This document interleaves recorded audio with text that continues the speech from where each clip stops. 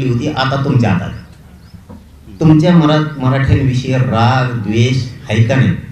तुमच्या मनात आमच्या लेकरांच्या अन्नात विष घालायचं जे तुमचं विचार आहे, आम्हाला जे वाटते ते आहेत का नाही त्याच्यात उघडे पाडणार आहे. म्हणून तुमच्यावर विश्वास ठेवलाय. आमचं द्या, मागण्या सगळ्या मान्य करा, हरकत नाही. तुम्ही नाही दिल्या तर मराठा समोर क्लिअर चित्र होणार आहे.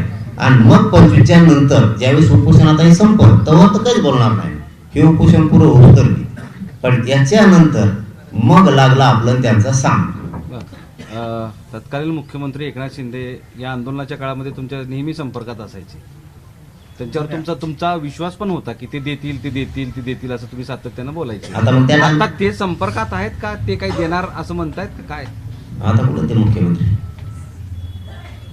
आता कुठं ते आणि मुख्यमंत्री आहेत ना ते. हा पण त्यावेळेस काय म्हणायचे, त्यांना करू दिलं जात नसायचं. आता काय प्रॉब्लेम आहे? आता सगळं तुमच्याकडेच आहे ना. ते होते तर त्यांनी काही दिलं, आता राहिलं तुम्ही द्या. जाऊ द्या ना, भांडण खेळण्यापेक्षा. शिंदे साहेब लय चांगले, फडणवीस साहेब लय वाईट, किंवा फडणवीस साहेब लय चांगले, शिंदे साहेब लय वाईट हे म्हणण्यापेक्षा त्यांनी काही दिले तुम्ही काही द्या, बघू द्या ना आम्हाला कोण कोण काय काय देते ते आमच्या लक्षात येणार. त्याच्या पहिल्याच दिवशी विचारतो की या उपोषणाचा शेवट कसा असेल? तुम्ही ते आता वडेट्यावर म्हणले अर्धवट सोडून जातात वगैरे वगैरे, त्यांच्या म्हणण्यावर करायला लागलो आंदोलन.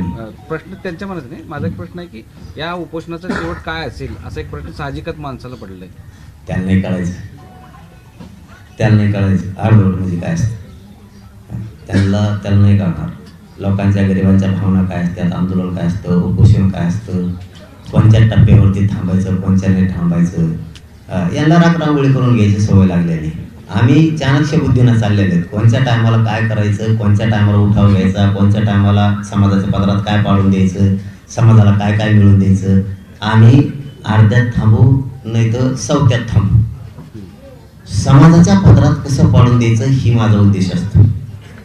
मी माझ्या बुद्धीनं माझ्या हुशारीनं चाललो म्हणूनच कधीच न 75 वर्षात मिळणारं आरक्षण या गोरगरीब मराठ्याच्या पदरात टाकलेला मी. त्याच्या म्हणण्यावर सोडून मला कसं झालं, मी आता हे उपोषण कसं होणार हे सगळ्यांना दिसणार. तुम्ही उपोषणाला बसलात, तुमच्या उपोषणाला पाठिंबा नेहमी वेगवेगळ्या ठिकाणी वेगवेगळ्या आंदोलनाच्या माध्यमातून मिळत असतो. ते आता महाराष्ट्रभरातले जे तुमच्या आंदोलनाला पाठिंबा देत आहेत त्यांना तुम्ही काय सांगणार आहेत? त्यांनी इथं यावं किंवा त्यांच्या तिथं आंदोलन करावं की काय? सगळ्यांनी एका जागेवर इथं अंतराळच करायचंय, राज्यात कुठेही करायचं नाही. पण काही गावं ऐकणार नाहीत.